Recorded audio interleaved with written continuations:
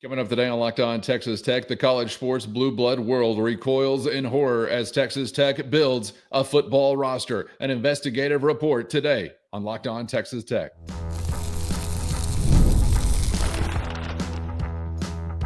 You are Locked On Texas Tech, your daily podcast on the Texas Tech Red Raiders. Part of the Locked On Podcast Network, your team every day. Great to be with you again on Locked On Texas Tech on the Locked On Podcast Network, your team every day, always free and available on YouTube or anywhere you get podcasts. And thanks as always for making us your first listen with the Westering Chris Level, joining us from a Western road somewhere beyond the 806. I'm Casey Cowan. It's great to be back with you. And today, Chris, diving into a conversation just ahead of the Red Raider turn at the podium from Big 12 Media Days in Frisco, where Big 12 leadership, colleagues, peers, student athletes, and the like will gather to discuss the upcoming season. So a whole lot always going to come out of that to process in general, but on today's episode, we'll get into some of what for sure will be a part of that conversation. In part, some all-conference teams we want to touch on in a heavy, typical Texas Tech presence on the defensive side of things, including a preseason Big 12 Defensive Player of the Year nod for one of our favorites, Jacob Rodriguez. But Big 12 Media Days is going to be kicked off in the midst of a national coup of sorts. You would think that the Red Raiders were storming the gates, Chris, whenever it comes to the sanctity of college football and a blue blood stronghold, or maybe even somebody outside of that. A lot of heads being turned because of some recruiting wins, and in general, not just a portal party, but an off-season roster building party, kind of continuing into this week, right? Yeah, Calvin, this is like the next phase of the way this is going to look, and I guess theoretically, while it triggered a lot of folks, it bothered a lot of folks. I mean, this wasn't the I guess quote unquote establishment was bothered big time. This is the way theoretically it's supposed to work. Although the way this was reported and the way this went down, I think really had people all over the map. Like how much? Like what? But he never even visited. It was so much information, a lot of it misinformation, and I guess that's our job here to kind of clear a lot of that up and kind of the Texas Tech's reasoning and their thought process behind the way they're trying to organize their roster.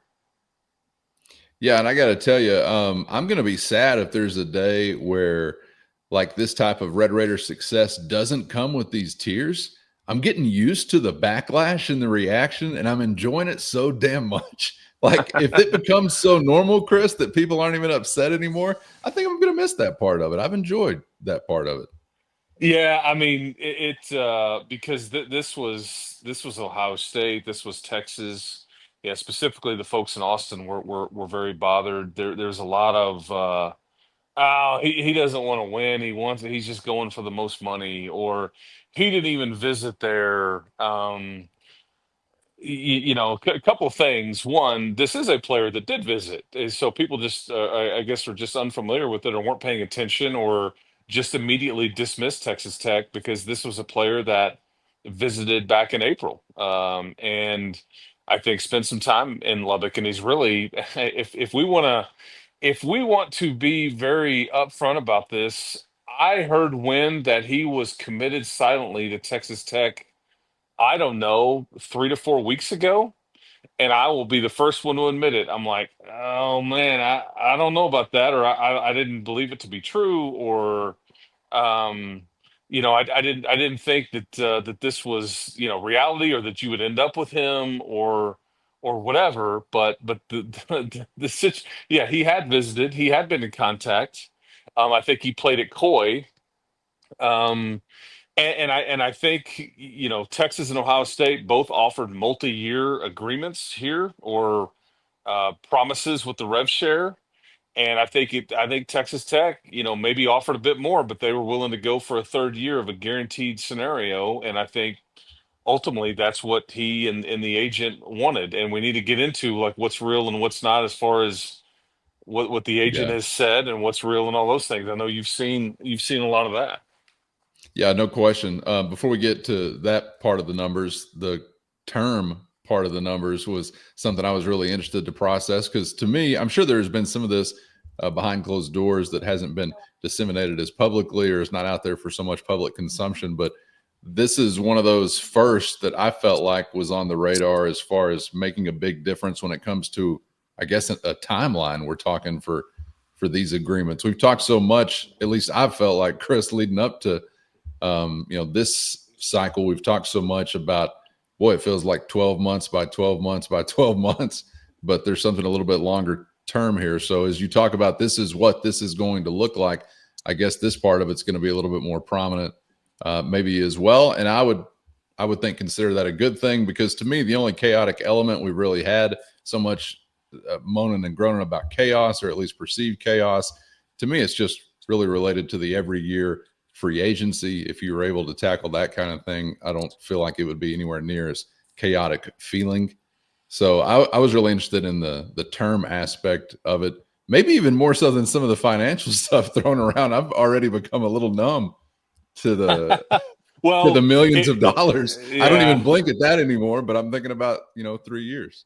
but it's not 5 million. It's not even it's not even half that. Honestly, it's but basically think of it this way. The the like when NFL contracts are reported, the agent wants the big giant number out there.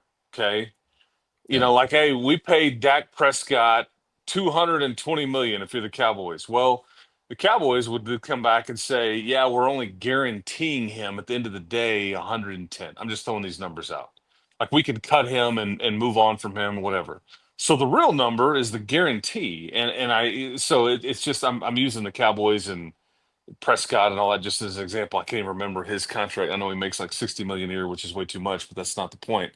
The point here is that what has this player actually been guaranteed, and then is it even binding yet? That's the other thing. But I think the agent basically his heart was in the right place, but he wants the highest number possible out there because it helps his situation. It makes his phone ring like, what? Okay, yeah, well, you can help me with this, and I think that they've had a.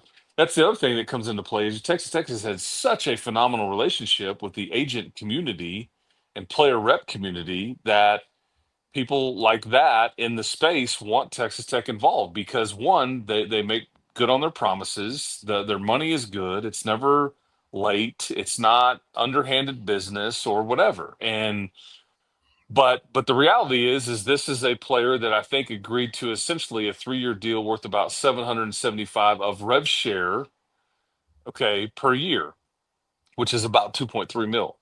And I think that is the number that's it. That's what everybody should be focused on.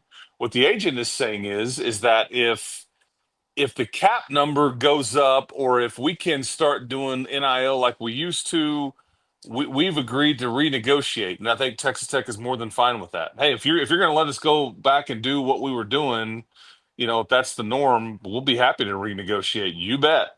So that's so it's all about context and trying to figure out the truth. But and again, it's just Texas Tech basically saying, we've got this giant number of rev share. We are choosing to allocate it this way to this player because we feel like a left tackle in time is a premium position.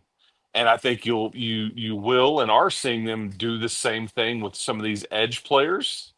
And so if you're a quality big person at the high school level that they feel like that they have, okay, we've vetted this kid, we think he's perfect fit, all that I think they're choosing to extend an offer. The only scary thing for a school like Texas Tech is if you do this. First, today's episode brought to you by Gametime. Whether it's sports, music, comedy, or beyond, we all love going to live events. And now Gametime has made it even easier to get tickets for your favorite events with their new feature, Gametime Picks. This feature trims all the fat to show you only incredible deals on great seats so you don't have to waste time searching through thousands of tickets. You'll always find can't beat deals. Plus, the app's all-in pricing shows the total cost up front with no surprise fees at checkout. Take the guesswork out of buying tickets with Gametime. Download the Gametime app today, create an account, and use our code LOCKEDONCollege for $20 off your first purchase. Terms do apply. Again, create an account and redeem our code LOCKEDONCollege for $20 off. Download Gametime today. What time is it? Gametime. Only scary thing for a school like Texas Tech is if you do this is you better have made sure that you picked right, because there's plenty of these kinds of players that miss and don't work out, and then at this point you're kind of committed to it, you're stuck with it or whatever, and so that's the one downside, is that maybe you can't have as much depth, maybe you can't have as much you can't have as much depth or anything like that, but you better have picked correctly if you're going to go high priority with somebody like this in a premium position. Yeah, no doubt. I mean, it's just the beginning of the conversation, obviously getting a commitment like that, but a whole lot of fun to see some of the reaction. And it sounds like some of the fun could continue, actually, right? There's already some predictions for some other prime prospects that are favorable for Texas Tech. So we'll see maybe in some days, weeks, and months how those turn out.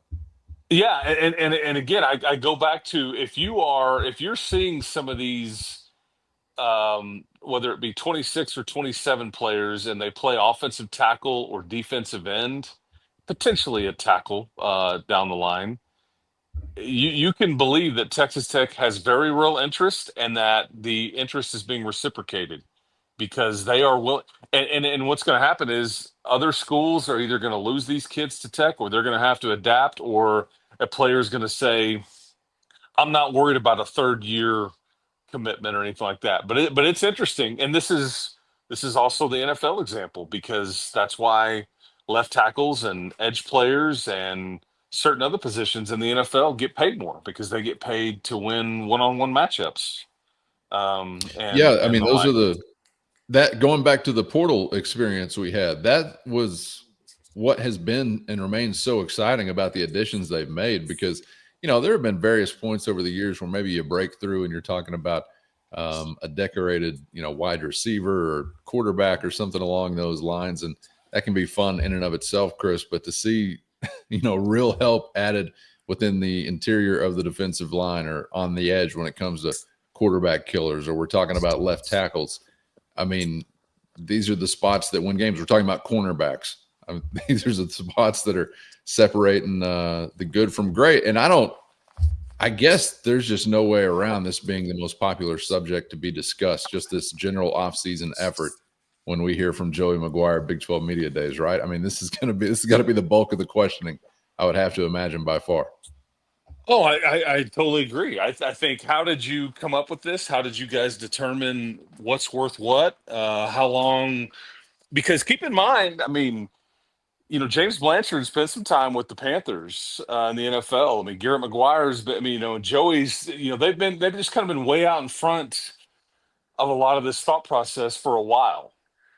And, how to allocate funds and how to divvy it up. So I think it's important to note that they've been way out in front here, and they may have okey doked everybody. I don't know. We'll see. Can't wait to find out, though. And, of course, can't wait to hear from Coach McGuire on these things, because he typically seems like a fairly open book. And we're sort of talking about uncharted waters for all of college sports, but he's had a unique seat, sort of watching this era being ushered in and being at the forefront of a program like this. So I can't wait to hear him maybe open up a little bit about it and give us some insight into the way it's gone down. And Cowan, he's usually very transparent, and I think what's interesting is that it is something that I don't know if he wants to give away the game plan, right? But I think people are seeing exactly, what their thought process is here, and it's and this is the way that this house settlement is supposed to work, from the standpoint of it's supposed to level the playing field. Now, you and I felt like at times man, you may be taking away your advantage to go to use the Matador Club and all these different things, but um, you have as much money theoretically to spend as all these other blue bloods, but because you were willing to go, longer on a commitment and whatnot, I think that this is a player and an agent and whatever that felt like they were, hey, let's roll. Yeah, and I don't really, maybe not looking at it so much as a giving away the game plan, but maybe more so as just the best marketing opportunity you've had yet for your game plan. I mean, I'm hoping that this is just a big long sales pitch for Coach McGuire and his program in front of all these microphones that'll be assembled. So looking forward to processing some of that as we roll through the week right here on Locked On Texas Tech. And Chris, before we get out of here, some of these other guys that will have microphones in front of them in Frisco I want to discuss as we have some all-conference preseason lists. As we have some all-conference preseason lists to process, and just same old, tale as old as time. Defensive list, chock full of Red Raiders. Offensive list, I'm not seeing a double T on it. We're used to this, right? Let's run through the list really quickly. David Bailey, Jacob Rodriguez, Lee Hunter on the defensive side of things for Texas Tech, and Jacob Rodriguez tabbed as your Big 12 preseason defensive player of the year. I say all the time, off-season preseason lists, exercises in futility, maybe they don't matter. When they're packed with this kind of news, these are the ones that really matter. Just more ammo to buy into that you're going to have quite the pulse defensively. But, man, that's really awesome to see, and awesome to see Jacob get that kind of shine individually rolling into this season. Yeah, and before we get going here, I do feel like that he deserved this, and I was interested to see all this, but it's worth pointing out, I have in fact reached out to the Big 12 at the time you and I are sitting here talking. I have not gotten an answer. I have no idea who voted for this. I never saw a ballot. I've actually submitted credentials for people with Red Raider Sports that are going to cover media days and all these different things. They were not sent a ballot. I have no idea who was sent, like who participated here, because my first thought was, and not to be a glass half empty guy, and I know we're talking about Jacob Rodriguez here, but I thought Caleb Douglas got robbed. Anyway, so I wanted to make sure that we make that clear before we get going here, because I don't know who participated, how that was achieved, and all those things. But I did, I was asked to put together some storylines before media day started, and one of the things was who would be, these offensive and defensive players of the year, and I submitted my input and thought Sam Levitt, and I also said that I thought Jacob Rodriguez would get some interest there. I wasn't brave enough to say he'd be the guy, but I guess it turns out he was. But I was curious whoever got to vote in this deal, who would be thought to be those two guys. But Jacob Rodriguez, man, he's kind of heart and soul, and it's funny because I'm talking to you from Wyoming, and it's not lost on me that when you were playing up here 2 years ago, he recovered a fumble, got injured on the play, and then the wheels kind of fell off at that point. And at that point, we've known that statistic that whenever he starts a game and finishes it, the Red Raiders do pretty good defensively, and when not, or when he's not playing at all, or whatever, it's a bit of a struggle. So, and Lee Hunter, no brainer. He was a second team All Big 12 guy last year, and I think David Bailey's, he's your top projected draft pick and all those things. But you had plenty of other potential candidates that did not receive the nod. So anyway, just curious how this thing got put together. Anybody else? I really didn't think offensively, snub wise, I wasn't struck by too much, but Douglas is certainly worth considering. Anybody else on the offensive side you felt like should have been there, should have been close to being there? Based on, Caleb Douglas should have been. I mean, he's the second most returning productive receiver in the Big 12, other than Jordan Tyson, and he was legit. I just think for whatever reason, folks have chosen to focus on so many of the new pieces at Texas Tech. They have glossed over a lot of the returning pieces, and Caleb Douglas being a main one. He's Yeah, I mean, he had like what 8 touchdowns and like 900 yards or something. I mean, those are legit. He's also an NFL prospect, and so for him not to get the nod, I know that part surprised me. Other ones, I felt like a Howard Sampson at left tackle. I felt like. But you're not getting that with the kid from Utah in this deal. He's a first team guy. That's just the way that was going to go. I felt like Bryce Pollock at corner. I thought he may maybe get a nod just on reputation alone and the fact that he's got a lot on paper that people could love, and I think he's going to be a starter this year for Texas Tech. And you could keep going. It's hard to like say, well, there's 8 other guys, but those are a few that I thought because the position that they play or what they're expected to do would get a nod. And maybe Douglas could have gotten a nod if we weren't reserving a spot for the H-back, the fullback, which you already mentioned, I think, on an episode last week. Maybe considering a reformatting of all conference teams or rosters, but let us know how you feel about it in YouTube comments or shoot us a text if you're inside the Matador Mob. I'm going to, I guess, have to imagine that these guys, that Texas Tech in general, this contingency at Big 12 Media Days, Chris, is going to be getting just a lot of questions that don't necessarily pertain maybe to between the lines. Just given the environment in the locker room and all the attention that's been paid to it. Yeah, there's just a lot of buzz. There's a lot of momentum. There's a lot of talk. I think you'll and these players and Joey will be asked a lot about that. So you're doing what? You gave a high school recruit this much? What's the truth there? How did y'all determine what you were doing here? How are you divvying up your rev share? And then with all this, and he's going to be wanting to talk about his current team and everything, and realistic expectations, and how do you mesh them all together? Are these just a bunch of hired guns? Callan, it's worth pointing out too. I think it's so funny that. And it's a fair question. I certainly understand, but like one of the negatives out there, and we've talked about this too for Texas Tech, is that there's so much new, and it's a question until it isn't. But I think people have kind of glossed over the fact some of these programs out here brought in 50 and 60 new players, and it's like they went all portal and they just totally flipped their deal. No, you brought in like 20 plus.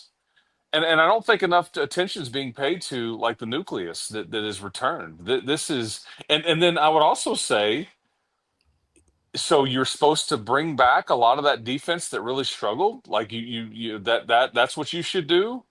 That's what they were hoping. I guess so. And so yeah, we tried to fix it. If I'm Coach McGuire is what I'm saying. Yeah, we have a bunch of new pieces on defense. We try to get older and bigger and whatnot and more experienced and deeper and all the stuff because it wasn't good enough last year. But I just think that again, people can pick their agenda or what questions to ask aloud. But I think it's just it's interesting to note some of these topics and agendas because I think it's just you just kind of pick and choose on what fits whatever narrative you want to either talk about or write about. Sure. I'm glad to be in that spot. I'm glad there's so much interest. Oh yeah. I honestly don't mind the focus at all. You've got to make good on these things competitively to maintain any type of focus or relevancy, obviously. So we'll see what happens in the fall. But as for talking season, which we're still in the midst of, I'm glad they're talking about Texas Tech. Like I said earlier, it should be a fantastic marketing opportunity. Before we get out of here, I was curious in your time covering the program and near some of these coaches and obviously media days, have you known coaches or players, groups of players to ever go through like, how like a political candidate will go through debate prep? Is there any media day prep these guys ever go through? Well, I think that you try to get out in front of it and talk about here's all the things you may be asked about. Here's how we would like you to handle it, but that's harder and harder to do because these guys are their own brand and their own corporation and their own you know what I mean. Yeah. And sometimes the media tries to test that, Like, hey man, how Yeah. how into you are you with this team, or is it just you, or did you come here just for the money? I mean, what made you? I mean, so yeah, that this is where you have to keep your head on a swivel at these events, because you have local media, typically mostly friendly, as we know. And like, a school like Texas Tech, they roll out the red carpet for a lot of the national folks, come in and spend time, do what you want, and all those things. But it's in a media day deal like this, you've got people that are, I don't want to say up to no good, but they can, they can try to dig or try to create news that's not there. And so you just hope that, yeah, each one of these schools will be hoping one of their kids doesn't make a mistake. Like, I can't Yeah. wait to play so and so. We got one for them. Or, man, they weren't any good. I mean, whatever. I mean, Yeah. pick your poison. But yeah, I think you do try to. But heck, man, if you're sitting there trying to prepare somebody on how to get ready for this, do you have any idea what's going to be asked this day and age? I mean, what are you spending your money on? Why did you choose this school? What defense are you running? Do you know your new teammates? What I mean, it's like, are there any rules right now that you're actually following? I mean, I don't know. It's like it's a million things out there, and it's like, what's real, what's not. I mean, it's crazy. I think I'm going to be a lot more intrigued this time around. I'm always intrigued by the head coaches, or at least most of them. And clearly, in some prior instances, if there's like some scandal playing out or something like that, I'm sure guys are being coached up on that. Thankfully, Texas Tech has not had, at least that I recall, to be going through many of those things, like, say, Les Miles had to go through, or even Gundy in some of those years, or like maybe BYU's coach is going to be going through over the course of this media day event.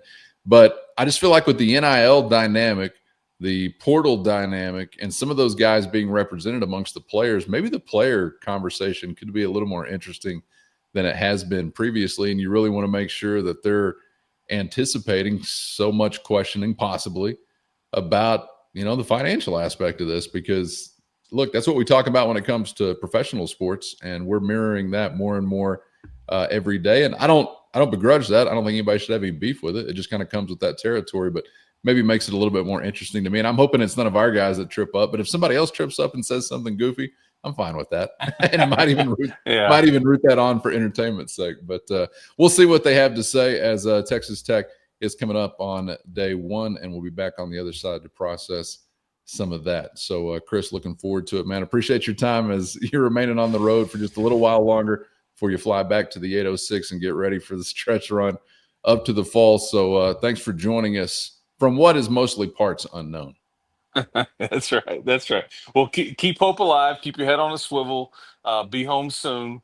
I miss the 806 and dearly. And yeah, you're right. We'll be back soon, but we'll try to catch up one more time before I have to get on that bird on the way home.